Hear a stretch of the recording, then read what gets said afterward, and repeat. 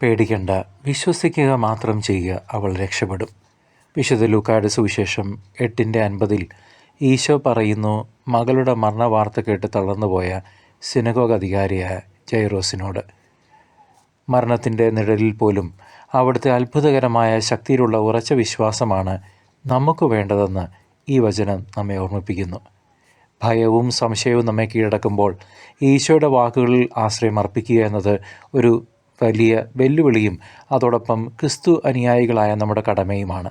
നമ്മുടെ ജീവിതത്തിലെ എല്ലാ പ്രതിസന്ധികളിലും, രോഗത്തിലും, സാമ്പത്തിക ബുദ്ധിമുട്ടുകളിലും, ബന്ധങ്ങളിലെ തകർച്ചകളിലും മനുഷ്യസാധ്യമായ കാര്യങ്ങൾക്കപ്പുറം ദൈവത്തിൻ്റെ അനന്തമായ കരുണയിൽ പ്രത്യാശ അർപ്പിക്കാൻ നാം പഠിക്കണം.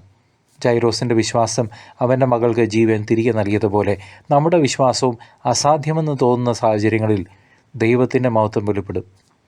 അത് വെളിപ്പെടാൻ കാരണമാവണം. അതിനാൽ നാം നേരിടുന്ന ഏത് പ്രതിസന്ധിയിലും ഭയത്തെ അകറ്റി നിർത്തി വിശ്വസിക്കുക മാത്രം ചെയ്യുക എന്ന കർത്താവിൻ്റെ വാക്കുകൾ ഹൃദയത്തിൽ സ്വീകരിക്കുക. ഈശോയുടെ ഈ വാക്കുകൾ നമ്മുടെ ആത്മീയ ജീവിതത്തിലേക്കുള്ള ഒരു ക്ഷണമാണ്.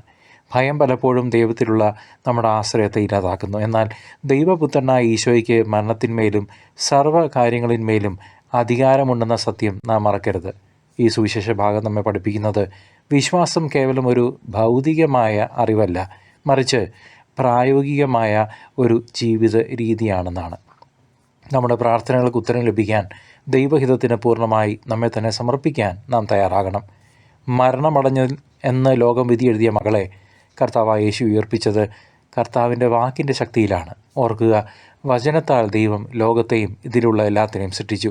വചനം ഇരുതല മുനവാൾ മൂർച്ചയുള്ളതാണ്. വചനം സൗഖ്യമേകും. വചനത്താൽ ലാസർ ഉയർപ്പിക്കപ്പെട്ടു. ഈശോയോടുള്ള നമ്മുടെ അചഞ്ചലമായ വിശ്വാസം നമ്മിലെ ആത്മീയ മരണത്തെയും നിരാശയും അതിജീവിക്കാൻ തീർച്ചയായും സഹായിക്കും.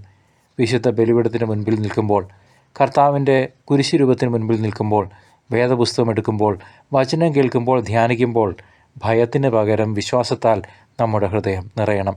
വിശ്വസിക്കുന്നവർക്ക് ഒന്നും അസാധ്യമല്ലെന്ന് കർത്താവ് വാഗ്ദാനം ചെയ്യുന്നു. കർത്താവിൻ്റെ കൃപയിൽ ശരണപ്പെട്ട് ജീവിതത്തിലെ ഓരോ നിമിഷവും അവനിൽ ആശ്രയിച്ച് ജീവിക്കാം.